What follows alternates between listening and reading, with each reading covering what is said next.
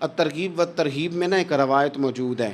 ایک تابعی بزرگ ہیں حضرت ابو ادریس خولانی رضی اللہ تعالیٰ. وہ کہتے ہیں میں دمشق کی جامع مسجد میں داخل ہوا تو میں نے دیکھا کہ ایک نوجوان بالکل کالی داڑھی لیکن بڑے خوبصورت چمکتے ہوئے دانت ان کے. لوگ ارد گرد کافی سارے بیٹھے تھے، مختلف مسائل پہ بات کر رہے تھے. جب لوگ الجھ جاتے نا اور کسی مسئلے میں ان سے کام آگے نہ بڑھ پاتا تو وہ پھر اس نوجوان کی طرف رجوع کرتے اور وہ جوان دو چار باتوں میں فوراً مسئلہ حل کر دیتے. کہتے میں نے ایک شخص سے پوچھا یہ کون ہے اتنی نورانی شخصیت؟ تو کہتے ہیں مجھ سے کہنے لگے آپ نہیں جانتے، یہ تو صحابی رسول حضرت معاذ ابن جبل رضی اللہ تعالیٰ، یہ تو نبی پاک صلی اللہ علیہ وسلم کے صحابی حضرت معاذ بن جبل ہیں.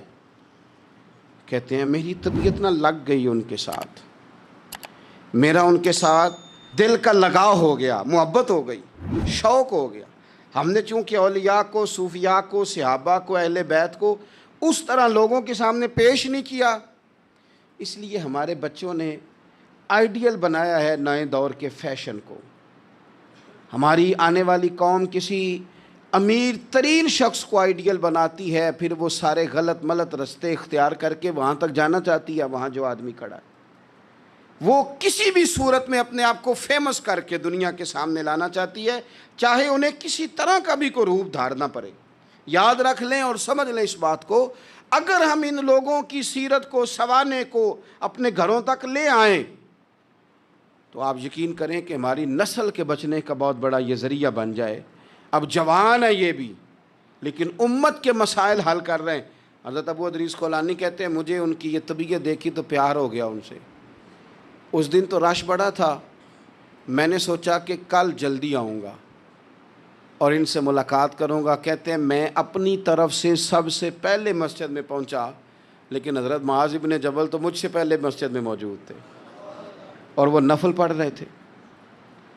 فرماتے ہیں جب وہ فارغ ہوئے تو میں ان کے قریب گیا اور میں نے جا کے کہا حضور مجھے اللہ کی قسم ہو مجھے آپ سے محبت ہو گئی ہے، اللہ کی رضا کے لیے آپ مجھے اچھے لگتے ہیں. مشکاہ شریف میں نا ایک حدیث ہے، حضور نے فرمایا جس سے تم محبت کرو نا اللہ کی رضا کے لیے اسے بتاؤ بھی کہ مجھے آپ سے محبت ہے، اسے بتاؤ بھی تاکہ وہ بھی آپ کے لیے اچھے جذبہ. محبت جو ہوتی ہے یہ اظہار کی محتاج تو نہیں ہوتی، لیکن محبت میں اظہار ضرور ہوتا ہے، محتاج تو نہیں، لیکن ہر چیز دل میں رکھنے کی نہیں ہوتی، کچھ زبان سے کہنے کی بھی ہوتی ہے، کچھ کہنے کی چیزیں بھی ہوتی ہیں اور وہ کہہ بھی دینی چاہیے لیکن اتنی ہی کہنی چاہیے جتنی ضرورت ہو. 2 4 5 قدم آگے بڑھ کے نہیں، اس میں بھی تکلف آ جاتا ہے، تصنع آ جاتی ہے، بناوٹ آ جاتی. فرمایا حضور مجھے اللہ کی قسم مجھے آپ سے پیار ہے. تو حضرت معاذ بن جبل مسکرائے اور مسکرا کے فرمانے لگے کیا کہا تم نے؟ کہا حضور اللہ کی قسم آپ سے پیار ہے. فرمایا پھر سوچ کے کہیے. کہا اللہ کی قسم آپ سے پیار ہے.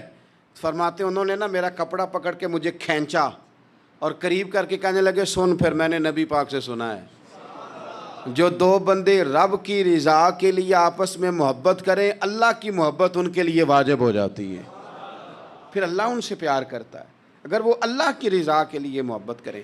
ہماری محبتوں میں نا دنیاوی اغراض بڑھیں، ہوئے ہر دعوت صرف اسی لیے ہوتی ہے کہ وہ بندہ بلاؤ جو میرے کام آئے گا. ہر تحفہ اس لیے آگے کی طرف روانہ کیا جاتا ہے کہ اس شخص کو بلاؤ جو کل میرے کام آئے گا. عزیز بھائی اللہ کے نیک بندے سے اللہ کا بندہ سمجھ کے پیار کریں اور اللہ کا نیک بندہ سمجھ کے اس کے ساتھ فوٹو آنا ضروری نہیں، اس کے ساتھ پیار ہونا ضروری ہے.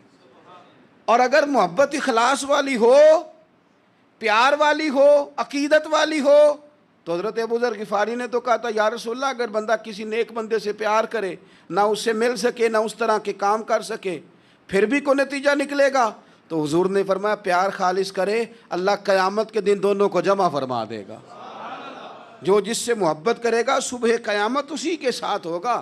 شاید اسی لیے کسی پنجابی کے شاعر نے کہا تھا کہ اساں جے ہاں گناہیاں دا جدوں اعمال نامہ فرول ہوئے ذرے ذرے نے سامنے آ جانا ہے جو منہ تھی بولیا بول ہوئے असां भी कोल हुजूर दे बैठ रहना है, लख अमल तरकड़ी तोल होवे, उदों कोलों की रब ने हिसाब लेना जेड़ा बैठा ही मुहम्मद दे कोल हो। तो अल्लाह के बंदों से अल्लाह की रज़ा के लिए प्यार करें, उसमें लिल्लाहियत पाई जाए, लिल्लाहियत, लिल्लाहियत हो उसमें, उसमें कोई और ना हो, बंदा हो और अल्लाह की रज़ा हो, यानी दरमियान में रब हो, और तीसरा वो शख्स हो। रज़ाए इलाही जब मकसूद हो फिर शिकवे भी पैदा नहीं होते, फिर शिकायतें भी पैदा नहीं होती, फिर अपनी मर्ज़ी के बंदा जुमले भी नहीं बयान करता, फिर किसी जगह कोई तकल्लुफ़ भी उसमें नहीं पाया जाता। तो खालिसतन लिवजहिल्लाह ताला आप अल्लाह के बंदों से मोहब्बत करें और ख़ास उनके लिए जज्बात पैदा करें। आपकी तबीयत में ख़ास जज्बा हो, ख़ास शौक़ हो, किसी प्रापोगेट करने वाले के किसी प्रापोगंडे का शिकार ना हो, आपकी तबीयत हो, तभी मिलान हो, ज़ौक़ हो। हज़रत हरम बिन हयान ताबी हैं, फरमाते हैं जब मैंने ये हदीस सुनी ना कि नबी पाक अलैहिस्सलाम ने फरमाया है कि हज़रत अवैस करनी उनकी दुआ की बरकत से अल्लाह मेरी उम्मत के लोगों की बख्शिश करेगा, और जब मैंने ये सुना कि हज़रत मौला अली जैसे लोग, हज़रत उमर फ़ारूक जैसे लोगों को जुब्बा दे के भेजा गया है और हुज़ूर ने भेज के कहा है कि अवैस से कहना मेरी उम्मत के लिए दुआ करे, तो फरमाते मेरे सीने में लौ लग गई कि मैं हज़रत अवैस करनी से मिलूँ, मेरी तबीयत लग गई, मेरा शौक़ आ गया कि मैं ख्वाजा अवैस करनी रज़ी अल्लाह तआला अन्हु से मिलूँ। मैं निकल पड़ा, अल्लाह के बंदे के लिए निकला। हज़रत हरम बिन हयान कहते हैं, इसको इब्नुल जौज़ी ने भी लिखा है, दाता गांज बख्श अली अजवेरी ने भी लिखा है, कहते हैं मैं ढूंढने लगा हज़रत अवैस करनी को, बड़े शहरों में गया पर वो मिले नहीं। दाता साहब कहते हैं वो हाल वाले आदमी थे, उन पर भी हाल तारी रहता था, असी किसी दे कुछ नहीं जे लगदे ते ना कोई साडा दर्दी, वो भी अपनी कैफियत में रहते थे। दाता साहब ने लिखा है जब दुनिया हंसती थी तो हज़रत अवैस करनी रोया करते थे, और जब लोग रोते थे तो वो हंसते थे। वो सादा ग़िज़ा खाते थे, किसी से कोई लेन देन नहीं, अपने तर्ज़ कलाम, अपनी ज़िंदगी। ये लोग भी बड़े शानदार होते हैं, फरमाते हैं कि वो अपने हाल में रहते थे। हज़रत हरम बिन हयान कहते हैं मैंने बड़ी जगह ढूंढा, पर मैं जहाँ जाता लोग कहते हाँ गंदमी रंग वाले, हाँ जिनके चेहरे पर कुछ बरस के दाग हैं, वो जिनका चेहरा और वजूद बड़ा रोब वाला, वो अवैस करनी। कहते हैं मैं ढूंढता ढूंढता जिस शहर में जाता लोग कहते वो आए थे पर चले गए।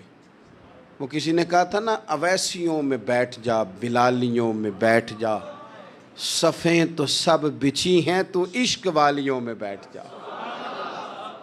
फरमाते मैं वो सफ़े तलाश करता ढूंढता, न मिले मुझे, बिल आखिर मैं इराक़ पहुँच ही गया। नहर फुरात के किनारे सारी दुनिया से अलहदा होकर वज़ू कर रहे थे। कहते हैं मैं पीछे खड़ा हूँ, मैंने जाकर कहा अस्सलामु अलैकुम, तो हज़रत अवैस करनी चेहरा उठा के कहने लगे वालेकुम अस्सलाम हरम बिन हयान। तो मैंने कहा हुज़ूर आप मुझे जानते हैं? फरमाने लगे आरिफ तू रूही मिर रूही का, मेरी रूह तेरी रूह की जानने वाली है। कहते हैं मैंने कहा हुज़ूर को नसीहत कर दें, तो फरमाने लगे पहली नसीहत तो ये है कि आज के बाद मुझे मिलने ना आना, मैं नहीं पसंद करता, मैं तन्हा रहना चाहता हूँ, मुझे नहीं शोहरत अच्छी लगती, मेरा नहीं दिल करता लोग मेरे पीछे भागें, आज आया है आज के बाद ना आना, बस छोड़ दे मुझे मेरे हाल पे, मैं अपनी ज़िंदगी अपने हिसाब के मुताबिक गुजारना चाहता हूँ, तू आज के बाद ना आना। और फिर फरमाने लगे अगली नसीहत ये है कि जो रब ने तुझे दे दिया है ना उस पर राज़ी हो जा, अगर उस पर राज़ी नहीं होगा तो तू तकलीफ़ में रहेगा। फरमाते मैंने फिर कहा मेरे लिए दुआ कर दे, तो उन्होंने हाथ उठाए, कहने लगे या अल्लाह मेरी और इसकी जन्नत में मुलाकात करा देना। तो उन्होंने चेहरे पे हाथ फेरे और फरमाने लगे अब तू जा, मैं कोशिश करूँगा तुझे दुआओं में याद रखूँ, तू भी कोशिश करना मुझे दुआ में याद रखना। फरमाते हैं ये कहते कहते ना वो रास्ता बदल गए और गली का कोना वो जब मुड़े तो फिर मैं ढूंढता रहा, दोबारा ज़िंदगी भर मिले नहीं, लेकिन मेरा प्यार सच्चा था। वो मुझे वैसे तो नहीं मिले पर ख्वाब में कई दफ़ा मिल जाते हैं। اور خواب میری وچ بھی آیا ماہی تے میں پھر وہ گل وچ پا لئیاں باواں تے ڈر دی ماری اکھ بھی نہ کھولاں کتے پھر بچھڑ نہ جاواں۔ فرماتے ہیں مجھے محبت ہو گئی، خواب میں زیارت ہو جاتی۔ اچھے لوگوں سے پیار کریں، اچھے لوگوں کی طرز اختیار کریں، ذہن کو جتنا مثبت کر سکتے ہیں، جتنا منفی خیالات سے دور کر سکتے ہیں اتنا کریں۔ اپنی اصلاح اسی وقت ہوگی جب آپ کسی اصلاح والے کے قریب بیٹھیں گے، اچھے لوگوں کی سنگت اختیار کریں گے۔ صحیح بخاری اور صحیح مسلم میں حدیث ہے، نبی پاک علیہ السلام فرماتے ہیں جب اللہ تعالیٰ کسی بندے سے محبت کرتا ہے تو حضرت جبریل امین علیہ السلام کو بلاتا ہے اور بلا کر کے فرماتے ہیں جبریل میں فلاں آدمی سے محبت کرتا ہوں، آسمان نے دنیا پہ اعلان کر دو کہ سارے لوگ اس سے محبت کریں۔ اور پھر فرماتے ہیں کہ اے جبریل امین علیہ السلام آپ دنیا میں لوگوں کے دلوں میں یہ بات ڈال دیں کہ اللہ فلاں آدمی سے پیار کرتا ہے لہذا سارے اس سے محبت کرو۔ صالحین کا پیار دین کا بہت بڑا حسن ہے۔ بخاری میں، مسلم میں، کتب احادیث میں ایک پورا باب ہے کہ کسی سے محبت کرو تو اللہ کی رضا کے لیے اور کسی سے بغض رکھو تو اللہ کی رضا، پورا باب ہے، ایک دو حدیث نہیں۔ اب ہوتا یہ ہے کہ ہمارے زمانے میں کچھ لوگ تو بیچارے ویسے ہی بڑے بعض چیزوں سے آوازان ہیں، ان کی طبیعتیں ویسے ہی بڑی تلخ ہیں، بڑی ترش ہیں، وہ ویسے ہی ذرا دنیا سے ہٹ کے چلنا چاہتے ہیں، ان کا مزاج ہے۔ وہ کیا کرتے ہیں کہ وہ بدگمانیاں پیدا کرنا، سوسائٹی کے اندر بری سوچوں کا فروغ دینا اپنے لیے وہ ضروری سمجھتے ہیں اور اپنی ذمہ داری سمجھتے ہیں۔ میں اکثر یہ مثال دیا کرتا ہوں کہ محبت بھی اگر ہم پیدا کرنا چاہیں تو پیدا ہو سکتی ہے اور کسی کی عداوت پیدا کرنا چاہیں تو وہ کام بھی ہو جاتا ہے۔ بہو جانا چاہ رہی تھی میکے، اس نے اپنے شوہر سے یا اپنی ساس سے کہا کہ مجھے گھر جانا ہے۔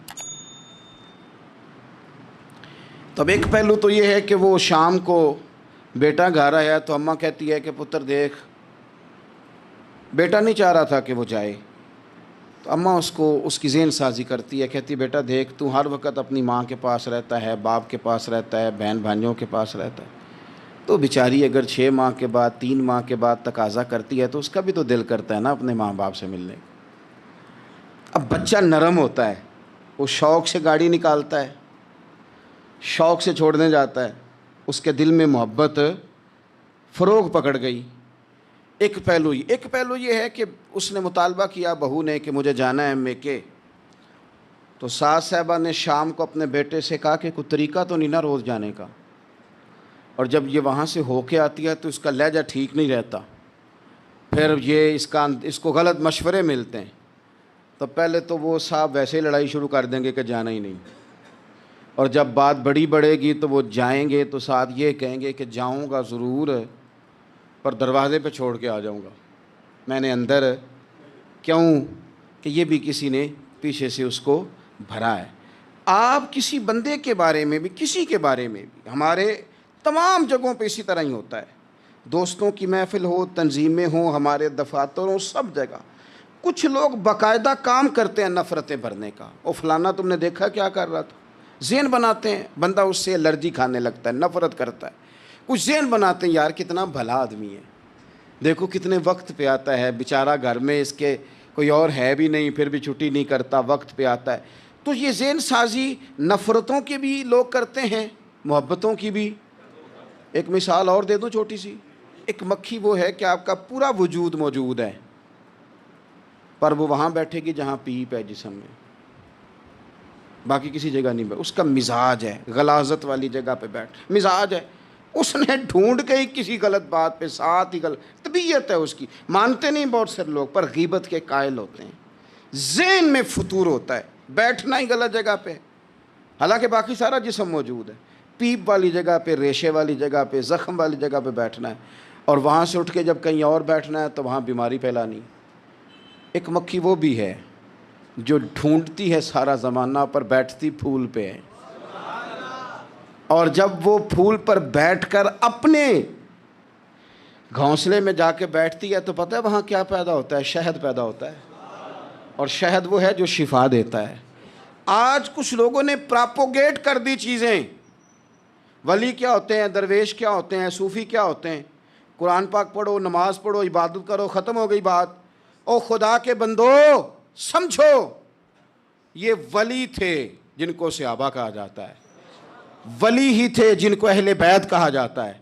قرآن پاک کے دفاع کے لیے، احادیث کی حرمت کے لیے، دین کی تبلیغ کے لیے جو میدانوں میں نکلا کرتے تھے انہیں ولی کہا جاتا تھا۔ ولی کا معنی اللہ کا دوست، ان سے پیار کرنا، ان کے لیے اپنے دل میں جذبات رکھنا۔ بخاری مسلم میں حدیث ہے،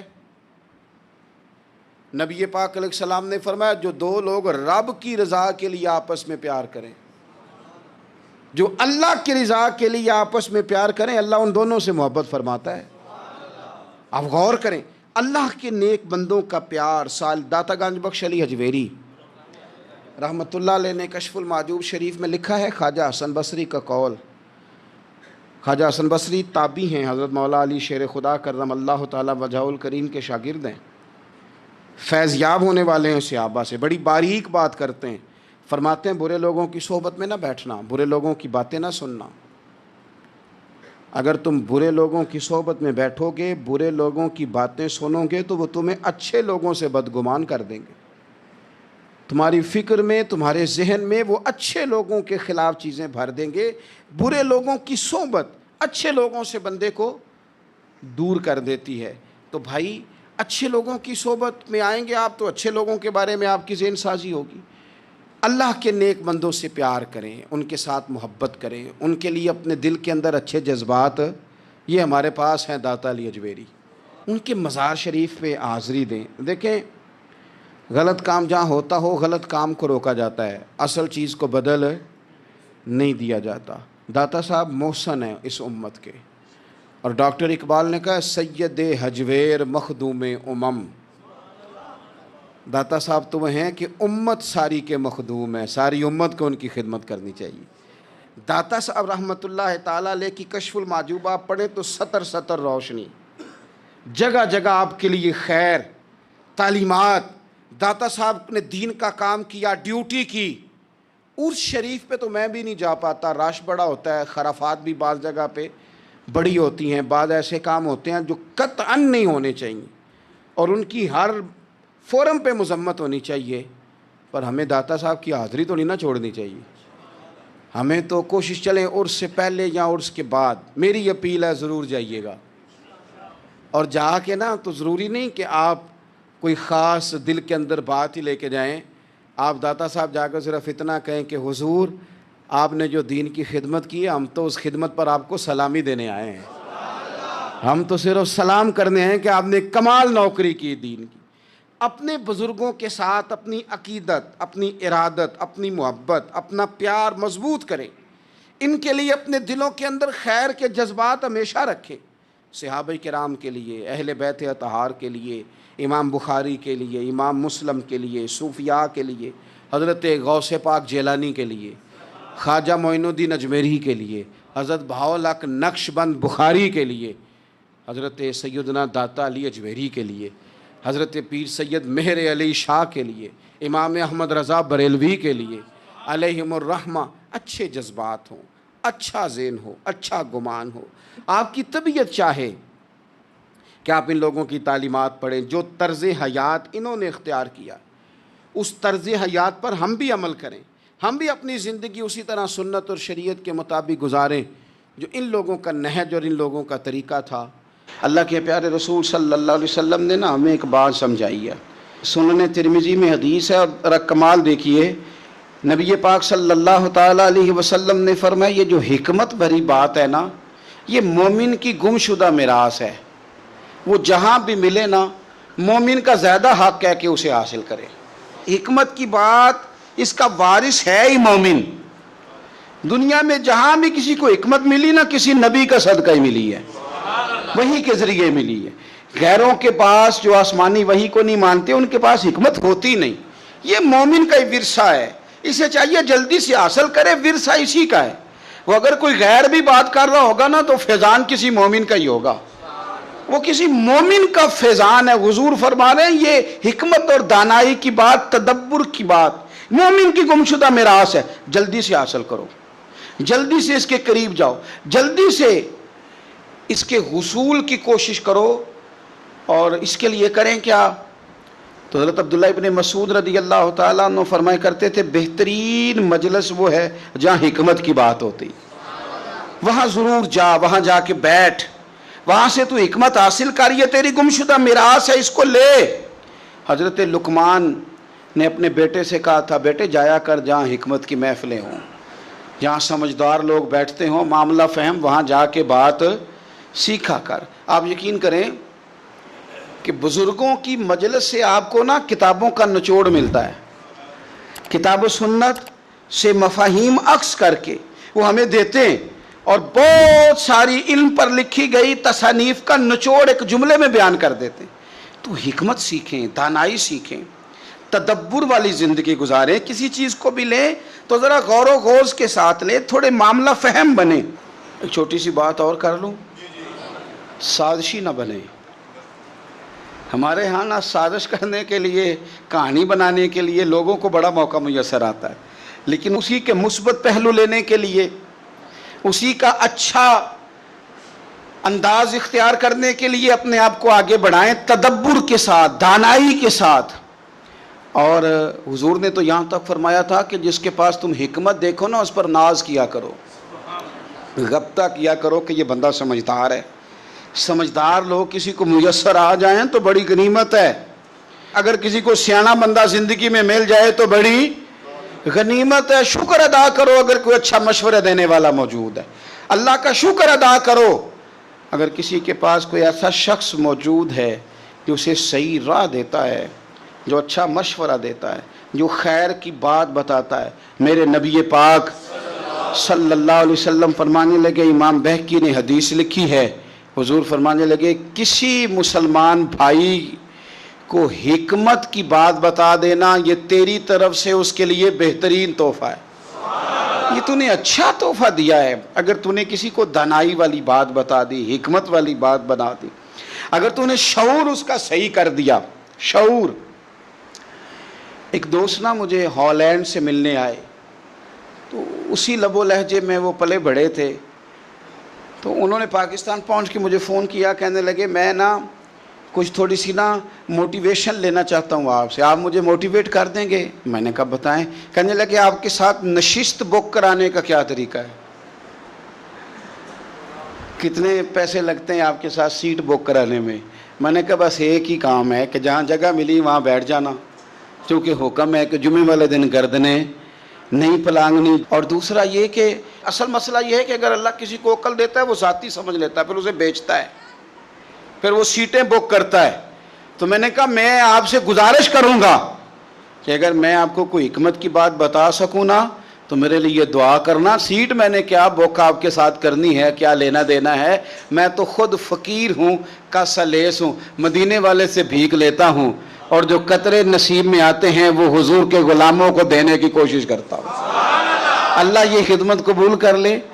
تو باقی آپ کہنے لگے جی نہیں وہ موٹیویشنل جو لوگ ہیں نا وہ سیٹ، میں نے کہا وہ مجھے نہیں پتا وہ کیا کرتے ہیں، اور ویسے بھی جو بکتی بکاتی ہے وہ حکمت تو نہیں نہ ہوتی. حکمت تو انمول ہوتی ہے، جو خریدی جا سکے، جو بیچی جا سکے، وہ حکمت تو نہیں نا میرے بھائی، وہ تو انمول شے ہے، وہ تو کہیں سے ملتی ہے. اور اگر مل جائے تو پھر کیا ہی بات ہے، پھر کیا بات ہے. پھر تو ویسے بھی درویش نے کہا تھا دنیا اتے تھوڑے ہی رہ گئے، قدر شناس سخن دے. چند تو لوگ رہ گئے ہیں جن کی سمجھ میں بات آتی ہے، ورنہ تو یہ کہ کئی سنتے ہیں تو خالی سر ہی دھنتے ہیں. اللہ تعالیٰ سمجھ کی توفیق عطا فرمائے. تو دانائی، تدبر. آپ دیکھیے میرے رسول پاک صلی اللہ تعالیٰ علیہ وسلم کو اللہ تبارک و تعالیٰ نے حکمت عطا کی. کتنی عطا کی؟ حضور کو شعور، بلندی، پختگی، معاملہ فہمی، تدبر، چیزوں کو پرکھنا کتنی عطا کی.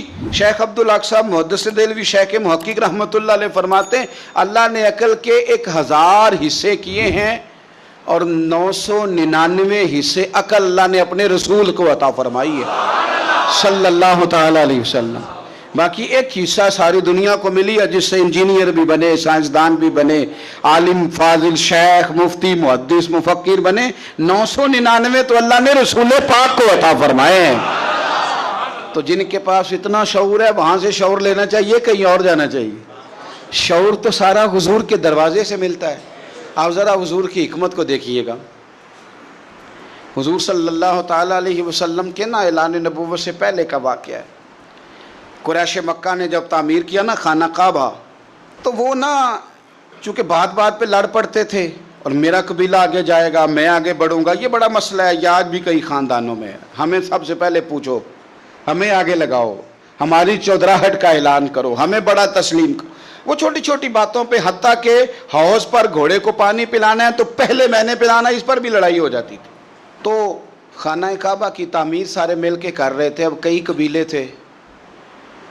خانہ کعبہ مکمل ہو گیا تو آپ کو پتہ ہے طواف شروع بھی حجر اسود سے ہوتا ہے, ختم بھی حجر اسود پہ ہوتا ہے.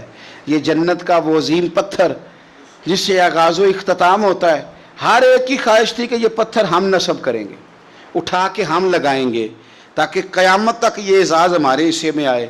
اب انہوں نے اس کے لیے تیاری کر لی. قبیلہ عبدالدار کے لوگوں نے تو اس طرح کیا کہ نوجوان بھی جمع کر لیے, تلواریں بھی اکٹھی کر لی کہ جس قیمت پہ بھی ہمیں یہ کام کرنا پڑا, نصب ہم نے کرنا ہے پتھر.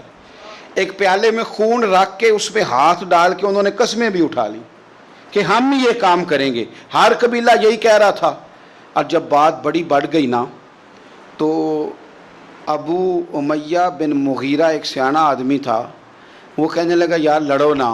ایک طریقہ ہوتا ہے نا کسی چیز کو بھی حل کرنے کا. اس نے کہا یار اس طرح کرو, ایک مسئلہ اس طرح کر کے نہ حل کر لیں. ایک بات میں نہ بتاؤں, آپس میں نہ لڑو. کل جو بندہ سب سے پہلے حدود حرم میں داخل ہو, وہ کوئی بھی ہو, جو فیصلہ کریں قبول کر لو گے, کر لو گے, کر لو گے, کر لو گے, ہاں ہو گئی سب کی, قربان جائیں. سب سے پہلے حدود حرم میں مدینے والے محبوب تشریف لائے, رسول کائنات صلی اللہ علیہ وسلم. اب تو ہر بندہ خوش ہو گیا, کہنے لگے لو بھئی یہ تو صادق اور امین ہے. اسیر دشمن کی چاہ میں بھی, مخالفوں کی نگاہ میں بھی امین ہے, صادق ہے, معتبر ہے, میرا پیغمبر عظیم تر ہے. نبی پاک صلی اللہ علیہ وسلم تشریف لائے. انہوں نے کہا جی آپ جو فیصلہ بھی کریں قبول ہے. آپ بتا دیں کون سا قبیلہ حجر اسود اٹھا کے, باقی خانہ کعبہ کی تعمیر مکمل ہو گئی, حجر اسود کون سا قبیلہ لگائے. پہلے طے کر لیا تھا جو حضور فیصلہ کریں گے سب کو قبول ہوگا. اب اگر حضور ایک کے حق میں فیصلہ کر دیتے تو تیار تھے نا باقی قبول کرنے کو. اب وہ سارے قبیلے نظریں حضور پہ لگائیں, نتیجہ نکلنا ہے. یہ سمجھ لیں پاس فیل کا نہیں, فرسٹ سیکنڈ کا نتیجہ ہے. کس کو سعادت ملتی؟ ای سعادت بزور بازو نیز کس کو ملتی ہے؟ قربان جاؤں حضور کی حکمت پر, نبی پاک کے تدبر پر.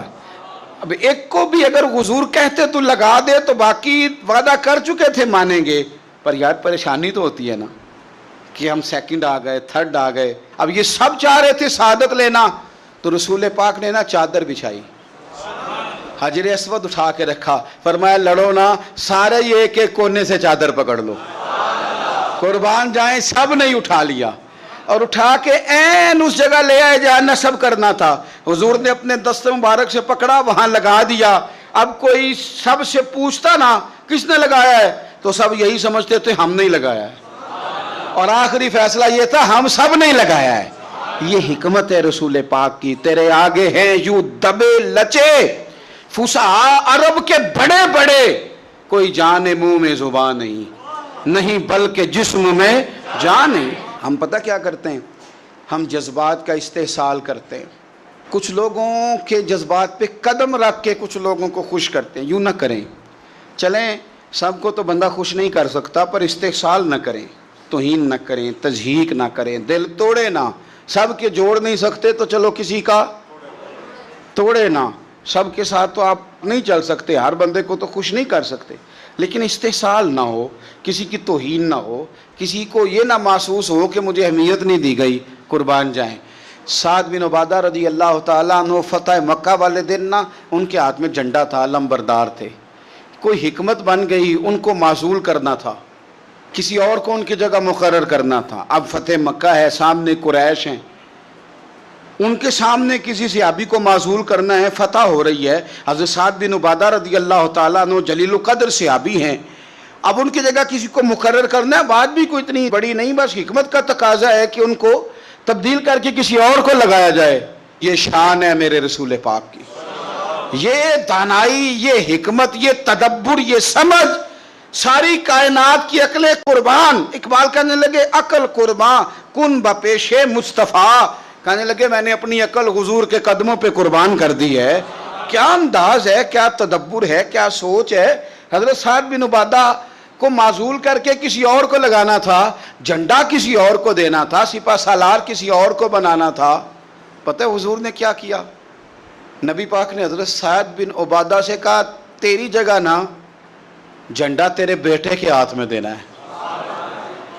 آپ یقین کریں کہ اپنی جگہ پہ بندہ بیٹے کو بیٹھا دیکھے نا، کوئی اور بیٹھ جائے تو شاید دل ٹوٹ جائے، پر اپنی جگہ پتر بیٹھ جائے تو آنکھوں میں آنسو آ جاتے ہیں کہ لو میری کوئی سیٹ سنبھالنے والا آ گیا، اب خیر صلاح ہے، اب کچھ نہیں ہوتا، اب جو ہے کام چلے گا۔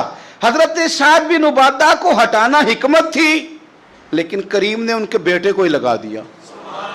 کوئی بندہ لب کشائی کر ہی نہ سکا، لوگ دانت دبا کے رہ گئے، یہ کمال۔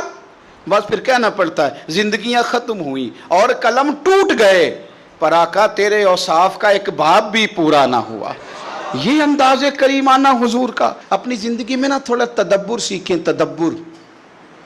آپ نے ناراض نہیں ہونا، کہہ دوں ایک چھوٹی سی بات، مجھے کئی دفعہ نا اس نوجوان کو ڈانٹنے کو دل کرتا ہے جس سے نا اماں کی اور بیوی کی لڑائی بھی صحیح نہیں ہو رہی۔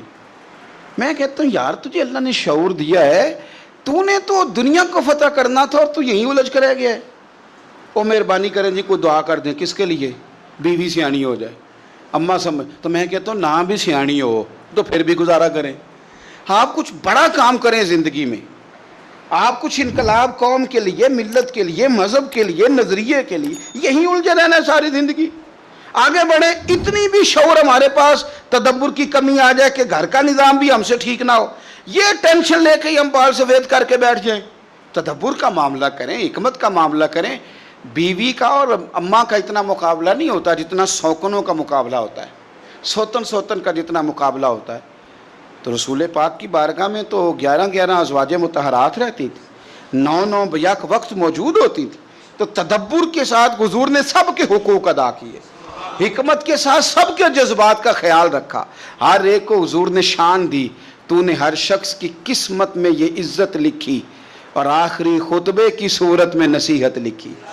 حضور نے ہر ایک کو عظمتوں سے نوازا، شان عطا فرما۔ ہم کیا ہیں؟ الجھ گئے، چھوٹا سا مسئلہ حل ہی نہیں ہو رہا۔ تھوڑا تدبر دکھائیں، تھوڑی سوچ آپ بڑی کریں، تھوڑا حوصلہ۔ اور اس کے لیے نا سب سے زیادہ سینا اس نے ہے جو سب سے زیادہ سیانا ہے، جو سب سے زیادہ، ہاں یہ اگرچہ پنجابی کا جملہ ہے پر میں نے اس کو پورا نچوڑا ہے، اس کو میں نے نچوڑا ہے، اور یہ بالکل سچی بات ہے کہ عقل ہوئے تھے، ہاں جو سیانا ہے وہ بہرحال پریشان تو عقل ہوئے تھے۔ اگلی گل میں نہیں جے کرنی، وہ تو انہوں پتہ ہے، لیکن عقل ہوئے تھے پھر تے سوچا چنگیاں نے، اتنی بری چیز۔ آپ یقین کریں جو سیانا ہے، جو سمجھدار ہے، وہ سب کی سنتا ہے۔ کئی دفعہ دل کرتا ہے اپنی بھی کہنے کو، لیکن نہیں کہہ پاتے، کوئی حرج نہیں۔ جن کی سن رہے ہیں ان کو تو تسلی ہو رہی ہے نا، وہ تو سکون میں ہے کہ نہیں۔ تو تدبر والی، حکمت والی، دیکھیں حضور کا طریقہ نور دیکھیں ذرا۔ غزوہ حنین کے موقع پہ نا، حنین کے موقع پہ بہت سارا مال غنیمت آیا۔ تو اسلام کا حسن یہ ہے کہ جو لوگ نیا کلمہ پڑھتے ہیں نا، ان کی تالیف قلوب کے لیے مؤلفۃ القلوب کو زیادہ دیا جاتا ہے، تاکہ وہ ان کا دل ٹھہرے اسلام پر، ان کی طبیعت جمے۔ اور کئی دفعہ یوں بھی ہوتا تھا جب کوئی کلمہ پڑھتا تھا تو اس کے رشتہ دار ناطے توڑ دیتے تھے، تعلقات ختم کر دیتے، مال و اسباب ملتا تھا تو اس کو اس سے طاقت بھی میسر آتی تھی۔ اس میں سے نا نیا کلمہ پڑھنے والوں میں سے زیادہ لوگ قریش میں سے تھے، مکہ کے رہنے والے تھے، حضور کے قریبی۔ ان کو جب زیادہ مال ملا نا تو مدینے میں سے کچھ نوجوانوں نے کہا کہ جہاد کی باری آتی ہے تو ہم اگلی صفوں میں ہوتے ہیں، اور مال بٹا ہے تو ان کو زیادہ ملا ہے، ایک نے یہاں تک کہہ دیا کہ ہماری تو تلواروں سے ابھی بھی خون ٹپک رہا ہے اور مال ان کو زیادہ مل گیا ہے۔ نبی پاک صلی اللہ تعالیٰ علیہ وسلم نے حضرت سعد بن عبادہ کو بلا کے فرمایا یہ بات ہوئی ہے؟ یا رسول اللہ ہوئی ہے۔ فرمایا بلاؤ نا سب کو حضور نے ایک جگہ پہ جمع فرمایا۔ ذرا انداز دیکھیے گا بات کا۔ کریم محبوب علیہ السلام فرمانے لگے کیا تم لوگ گمراہ نہیں تھے؟ اللہ نے میری وجہ سے تمہیں ہدایت نہیں دی؟ اہل مدینہ سے بات ہو رہی ہے، اور حضور علیہ السلام نے فرمایا کیا تم تنگ دست نہیں تھے؟ میری وجہ سے اللہ نے تمہیں وسعت نہیں دی؟ کیا تم آپس میں لڑا نہیں کرتے تھے؟ میری وجہ سے اللہ نے تمہیں محبت نہیں عطا کر دی؟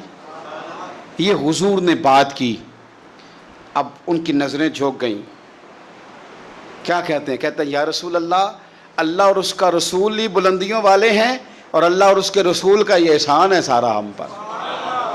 اب حضور سامنے والے کے جذبات اور اس کے حضور کہہ دیتے، ڈانٹ دیتے، کوئی بات کر دیتے، حضور کرتے تو اس کو بھی قبول کرتے، لیکن حضور نے ڈانٹ کر بات کو کچلا نہیں، بلکہ حکمت کے ساتھ جذبات کو ایک نیا رخ عطا کیا۔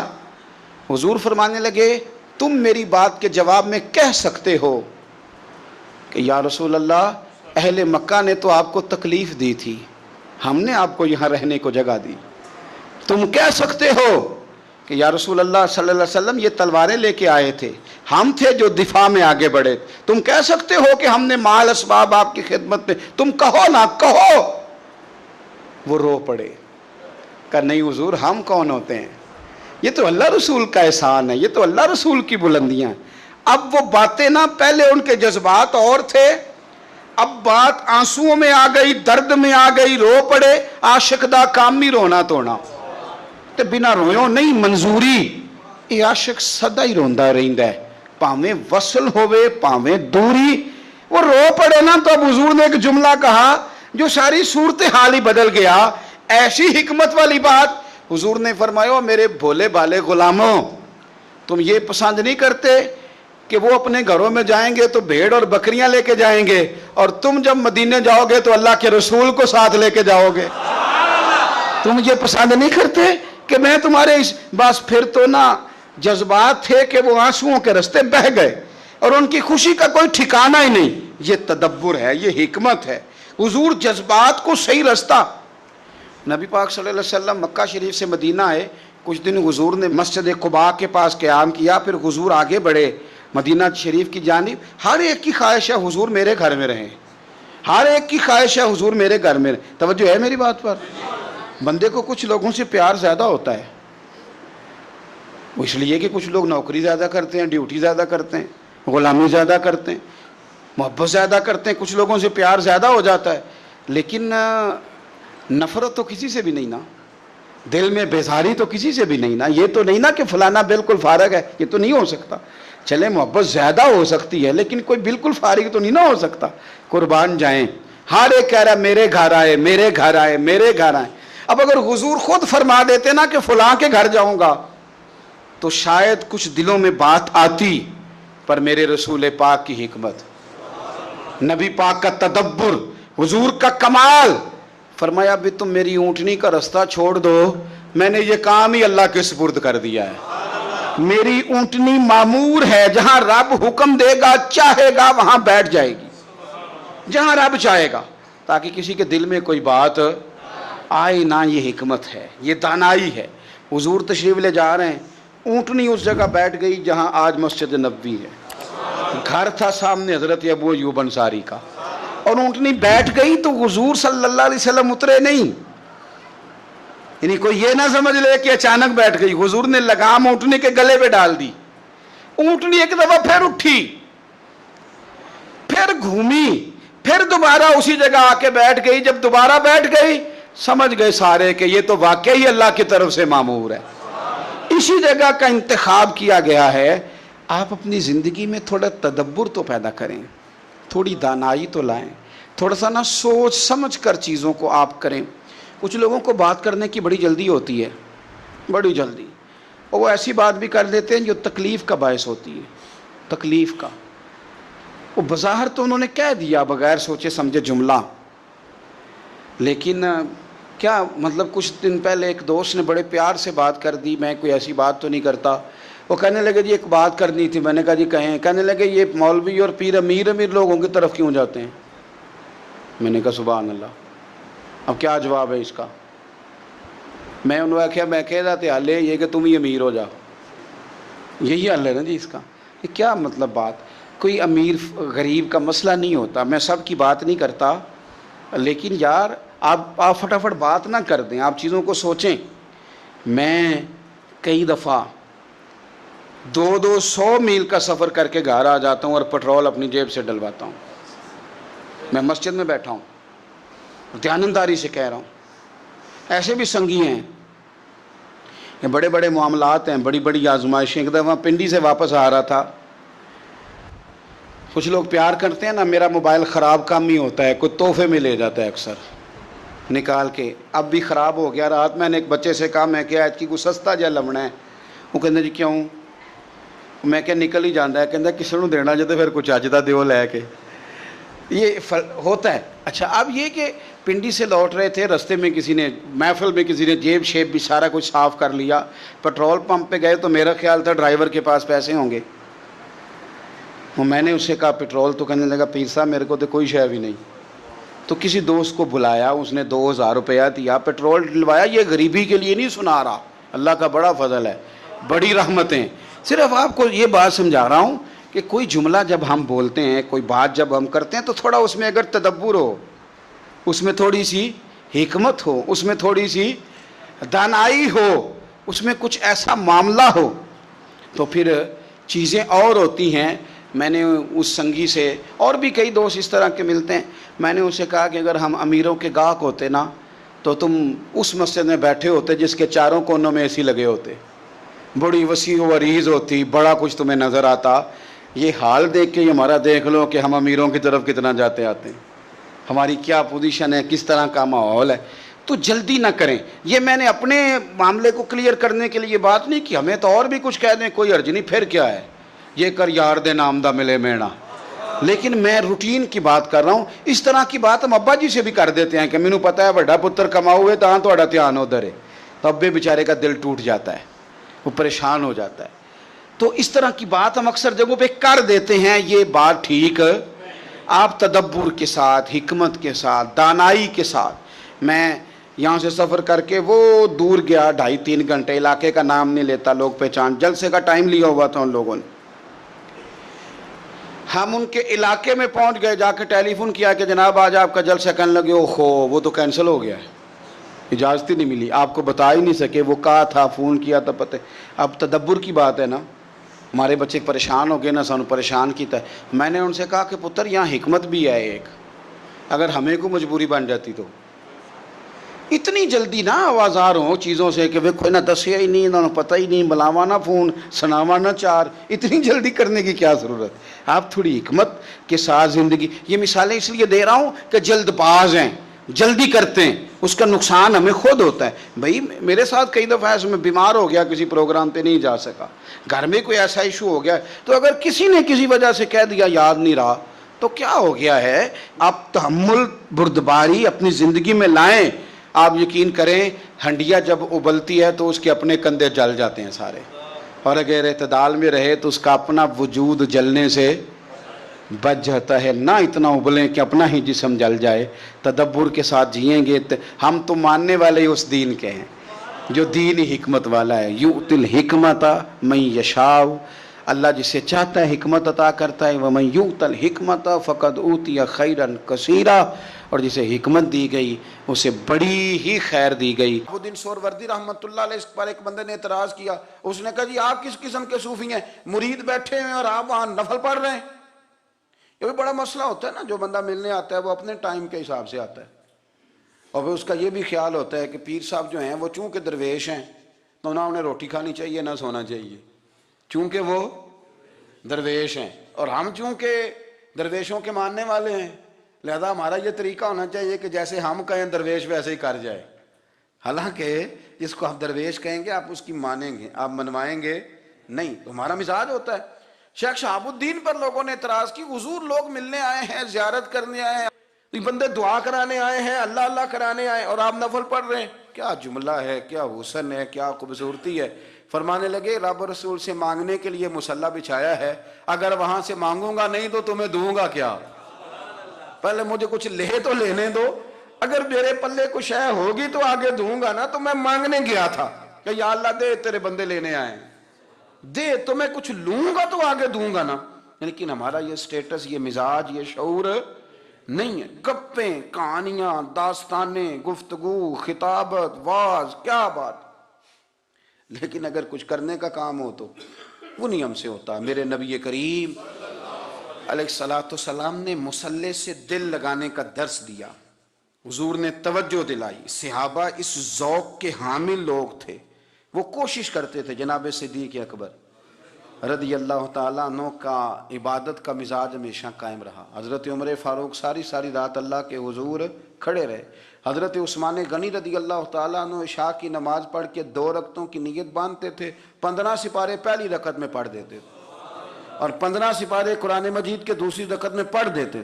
آپ نے نا حضرت عمر فاروق کے وصال کے بعد ان کی ایک بیوہ سے نکاح کیا. حضرت عثمان غنی نے نکاح کیا. وہ خاتون آپ کے نکاح میں آئیں تو عرض کرنے لگیں امیر المومنین، میرے لیے اعزاز تو بہت ہے کہ میں امیر المومنین کی بیوہ تھی تو امیر المومنین کی منکوحہ ہو گئی ہوں، لیکن حضور نہ تو میں جوان ہوں کہ میرے اندر رغبت ہوتی اور نہ میں اب اس قابل ہوں کہ کوئی خدمت کر سکوں. میرے ساتھ نکاح کی وجہ کیا بنی؟ تو عثمان غنی رو پڑے. فرمانے لگے میں نے عمر فاروق کو مسجد میں اپنے رب سے ڈرتے ہوئے دیکھا ہے، میں نے اسے روتے ہوئے دیکھا ہے، عدل کرتے دیکھا ہے، انصاف کرتے دیکھا ہے، امت کی خیر خواہی کرتے دیکھا. تمہارے ساتھ نکاح اس لیے کیا ہے کہ تم مجھے یہ بتاؤ کہ عمر فاروق گھر کے اندر اپنے رب کو کیسے راضی کرتے تھے، گھر کے اندر کیسے راضی کرتے تھے. وہ طریقے بتلاؤ، تم بتاتی جانا اور میں بھی اسی طرح گھر میں عبادت کروں. میرے رسول کریم علیہ الصلوۃ والسلام نے ارشاد فرمایا. حضور فرمانے لگے جس گھر میں اللہ کا ذکر ہوتا ہے وہ گھر زندوں کا ہے، اور جس گھر میں رب کریم کا ذکر نہیں ہوتا وہ گھر زندوں کا نہیں ہے. گھر نا ہم نا کتابوں میں پڑھتے ہیں کہ ایک بزرگ کہتے ہیں، حضرت فضیل بن عیاض کہتے ہیں کہ میں ایک گلی سے گزر رہا تھا تو گھر کے اندر کسی قاری صاحب نے قرآن کی آیت پڑھ دی وَلِمَنْ خَافَ مَقَامَ رَبِّهِ جَنَّتَانِ. میں تے میرے کانوں سے ٹکرائی تو اللہ نے میری کایا ہی پلٹ دی، میں توبہ کر گیا. اب گھر کے اندر سے آواز آئے تو صحیح نہ تلاوت کی، پر اندر سے آواز آتی نہیں. یا ڈیک بجنے کی آواز آتی ہے، یا ٹی وی چلنے کی آواز آتی ہے، یا دھوم مچانے کی آواز آتی ہے. عبادت کا وہ جو خاص شوق تھا، وہ جو حسن تھا، وہ جو توانائی تھی، وہ جو بات تھی. ایک جگہ پہ ہم بیٹھے تھے تو وہاں ایک صاحب آئے اور انہوں نے آتے ہی کہا کہ مہربانی کریں ذرا مجھے مصلی دے دیں، میرے نہ کچھ نفل رہ گئے. تو میں نے وضو کر لیا تو کوئی مصلی مل جائے. مصلی انہیں دے دیا گیا، وہ مصلی لے کے چلے گئے. تو پیچھے ایک صاحب نے تبصرہ کیا، کہنے نے کتنا ریاکار بندہ ہے، لوگوں کو دکھا رہا ہے کہ میں نفل پڑھتا ہوں، ہے کوئی بات کرنے والی. میں نے اسے کہا تو مہربانی کرنا اس طرح کی ریاکاری تو بھی کر، پکڑ مصلی اور جا تو بھی تھوڑی ریاکاری کر کے آ، اٹھ ذرا شکر کر. کوئی یہ ریاکار بھی ملا ہے، کوئی نفل پڑھ کے ریاکاری کر رہا ہے. اللہ کا میں کہتا ہوں کو پڑھے تو صحیح نہ. یہ کوئی دور ہے نفل پڑھنے کا؟ اس میں تو لوگوں کا مزاج ہی نہیں، طبیعت ہی نہیں. میں نے کہا چل مہربانی کر یہ لے مصلی اور تو بھی جا تھوڑی سی یا کر یا ریاکاری کرو تو صحیح نا. مزاج ہی نہیں، ذوق. جمعے کی نماز پڑھ کے یوں دنیا بھاگتی ہے، او ہو پتہ نہیں کون سی پیچھے آگ تھی جو بجھائی جائے گی. اور آج تک لوگ مسئلہ پوچھ رہے ہیں کہ جمعے کی بعد والی سنتیں کتنی ہوتی ہیں. میں نے کہا کتنے سال ہو گئے جمعہ پڑھتے، کتنے سال ہو گئے، ابھی تک سنتوں کا نہیں پتا. ابھی تک نے علم کے پہلے کتنی رکھتے ہیں اور بعد میں کتنی رکھتے ہیں. فجر کی سنتیں کب پڑھنی چاہیے؟ سنو فجر کی سنتوں کے بارے میں. میرے رسول کریم سید عالم صلی اللہ تعالیٰ علیہ وسلم سے ایک صحابی نے پوچھا تھا حضور میری فجر کی سنتیں رہ گئیں یا رہ جاتی ہیں تو حکم کیا ہے؟ کیا انداز ہے حضور کا. بخاری مسلم کے لفظ سنو. حضور سید عالم صلی اللہ علیہ وسلم فرمانے لگے، اس نے کیا پوچھا تھا؟ حضور جواب کیا دیتے ہیں؟ فرمایا فجر کی سنتیں کبھی نہ چھوڑنا، فجر کی پہلی 2 سنتیں کبھی نہ چھوڑنا. یا رسول اللہ صلی اللہ تعالیٰ علیہ وسلم میری رہ گئی ہیں، رہ جاتی ہیں. فرمایا فجر کی 2 سنتیں نہ چھوڑنا. فرمایا فجر کی پہلی 2 سنتیں مجھے دنیا اور دنیا کے اندر جو کچھ ہے وہ سب سے زیادہ پیاری ہے. فجر کی 2 سنتیں دنیا اور دنیا میں جو کچھ ہیں مجھے وہ سب سے زیادہ پیاری ہیں، اس لیے فجر کی سنتیں نہ چھوڑنا۔ اپنا ذوق، اپنی طبیعت، ہم نے نا ذوق غلط بنا لیا ہے۔ اگر 20 بندے کہہ بھی دیں گے تو نے بڑی شاندار تلاوت کیا تو کیا اس سے بنے گا؟ 100 بندہ کہہ بھی دے تیری کیا بات ہے، کیا بات ہے نعت خاں کی، کیا بات ہے علامہ صاحب کی، پیر صاحب کی، پیر مہر علی شاہ صاحب رحمت اللہ علیہ۔ آپ تشریف فرما تھے تو آپ کے ایک ہی بیٹے بابو جی جن کو کہا جاتا ہے، جس دن صاحبزادے پیدا ہوئے تو خادم نہ وہاں سے نکلا۔ ان لوگوں کے شوق اور طرح کے تھے نا، تو ان کی توجہ بھی اپنے شوق کی طرف رہتی، تو خادم نکلا اندر سے، پیر صاحب مبارک ہو، پیر صاحب مبارک ہو، پیر صاحب مبارک ہو، پیر صاحب مبارک ہو، شور کر رہے ہیں۔ تو پیر صاحب کو وجد ہو گیا، اللہ اکبر اللہ اکبر اللہ، او کیا ہوا، کس بات کی مبارک دے رہے ہو؟ عرض کی حضور اللہ نے بیٹا دیا ہے۔ تو آپ فرمانے لگے اچھا حضور آپ کیا ہوا، آپ تو پریشان ہو گئے۔ فرمانے لگے جب تو نے 3 دفعہ کہا نا مہر علی کو مبارک ہو، تو میں سمجھا تھا شاید تجھے کسی نے بتا دیا ہے کہ مہر علی سے اللہ راضی ہو گیا۔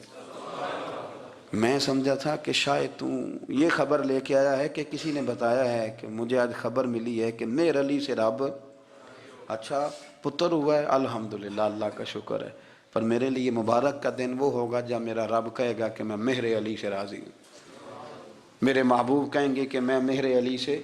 آپ بات کو سمجھیں، شوق ہی کسی اور طرف تھا، دل ہی کہیں اور لگا ہوا تھا، طبیعت ہی کہیں اور مائل تھی۔ کوئی وظیفہ پوچھتے تھے تو پڑھتے تھے وہ لوگ، کچھ اللہ اللہ انہیں بتائی جاتی تھی تو کرنے کا ذوق رکھتے تھے، طبیعت تھی، قائل تھے۔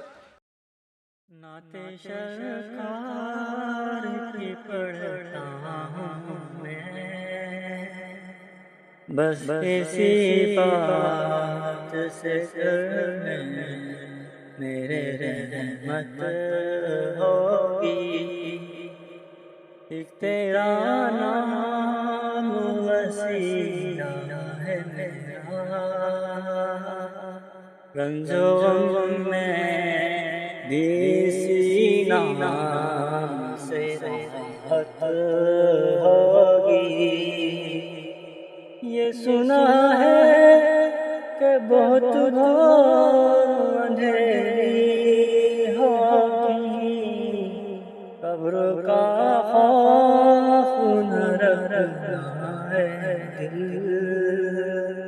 وہاں سرکار کے چہرے کی زیارت ہوگی، ان کو مختار بنایا ہے میرے مولا نے، خلد میں بس وہی جا سکتا ہے جس کو ہنسنے کے بابا کی اجازت ہوگی، نعت سرکار کی پڑھتا ہوں میں، بس اسی بات سے گھر میں میرے رحمت ہوگی، حشر کا دن بھی عجب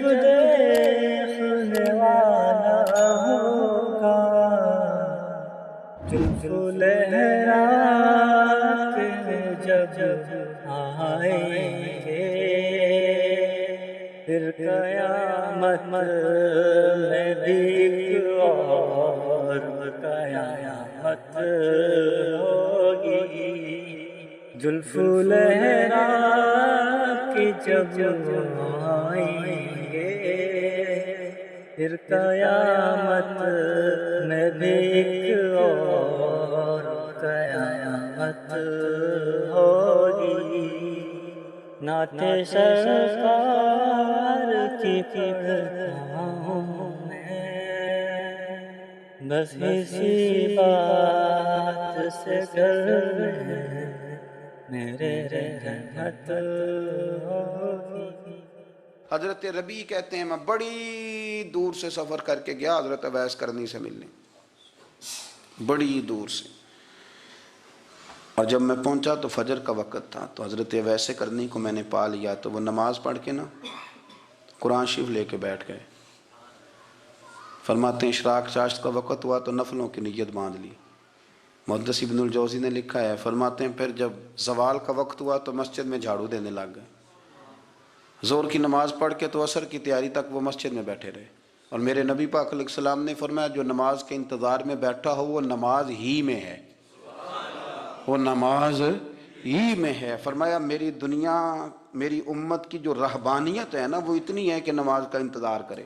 اذان کے بعد نماز کا یہ راہب ہیں، یہ اس وقت چھوڑ کے بیٹھے ہیں سارا کچھ. فرماتے ہیں عصر تک انہوں نے اللہ اللہ کی، پھر مغرب تک کی، عشاء کی نماز ہوئی تو نماز پڑھی تو وہ تھک گئے. اب مجھے وہ فارغ ہوں، مصلی چھوڑے تو میں ملاقات کروں نا. یہ آپ حیران نہ ہو کہ اتنی دیر بندہ کیسے اللہ اللہ کر. ہم نے کی نہیں نا اس لیے ہم پریشان ہیں. جو عادی ہوتے ہیں وہ کر بھی لیتے ہیں. وہ یہ کام، میری بات کی سمجھ آ رہی ہے؟ جب جاتے ہو کسی دفتر میں تو 8 گھنٹے کھڑے رہ لیتے ہو نا.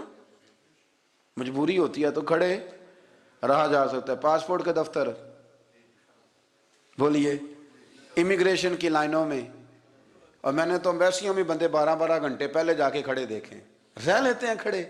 تو اگر ان کاموں کے لیے رہا جاتا ہے تو اللہ رسول کے لیے بھی کھڑے رہا جا سکتا ہے. تو فرمانے لگے کہ جب عشاء کی نماز کے بعد آخر انسان تھے، تھک گئے، نیند کا غلبہ ہوا تو تھوڑی ایسے آنکھ بند ہوئی تو کھلی تو رونے لگے.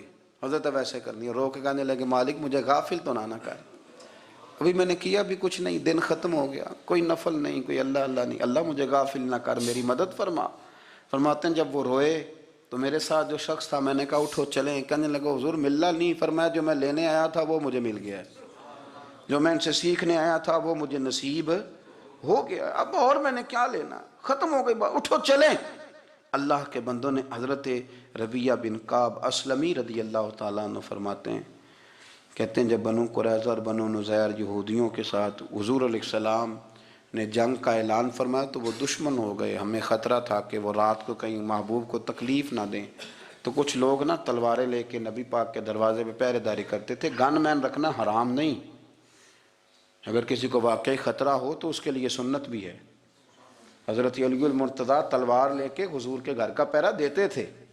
حضرت ربیہ بن کعب اسلمی رضی اللہ تعالیٰ عنہ فرماتے ہیں کہ رات میری ڈیوٹی تھی کہ میں حضور کے گھر کا پہرا دوں گا. تو فرماتے ہیں میں باہر سن رہا تھا، ساری رات ہی میرے نبی پاک نے اللہ کی تسبیح پڑھی، ساری رات، کبھی تسبیح، کبھی تہلیل، کبھی تحمید، کبھی تکبیر، ساری رات. فرماتے ہیں ساری رات حضور پڑھتے رہے اور ساری رات ہی میں سنتا رہا. مجھے اونگ آ گئی، میری آنکھ لگ گئی، حضور ابھی پڑھ رہے تھے، میں تھک کے سو گیا.